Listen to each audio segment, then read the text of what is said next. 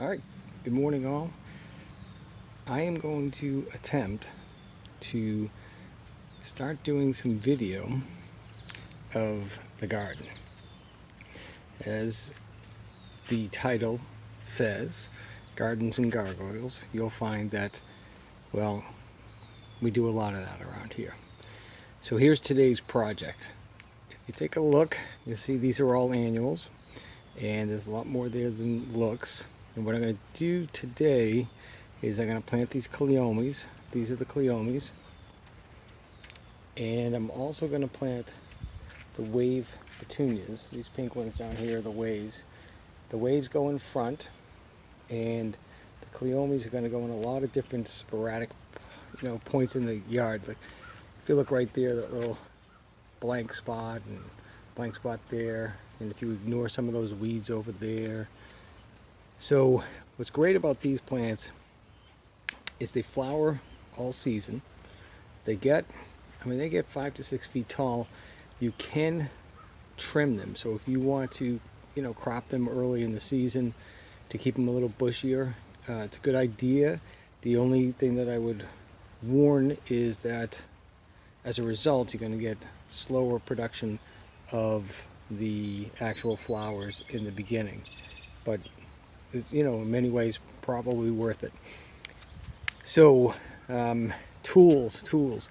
All right, so this is all I'm going to use today for the wave petunias, and I'm going to get a larger shovel for our cleomes.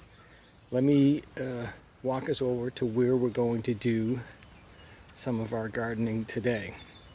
So right here, I've just got some of these things just positioned, but that's not where they're going to go.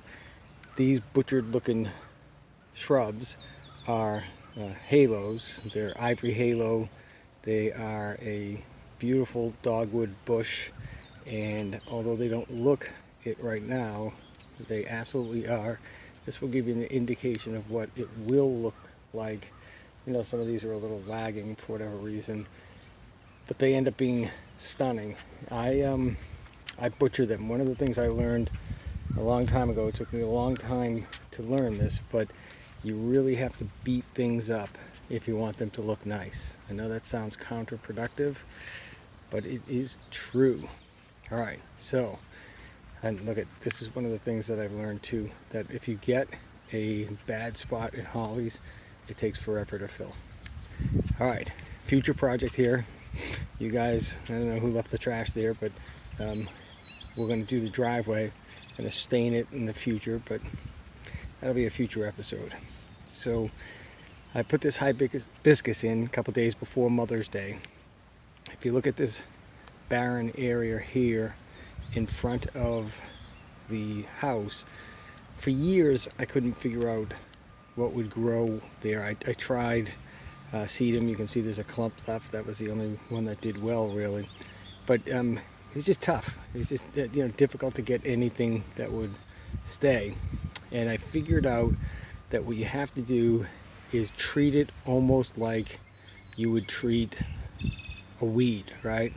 So you've got really hot, dry, not necessarily fertile area here, because we're in the Northeast, which means sand and salt from the winter gets mixed in with this soil from the trucks when it snows.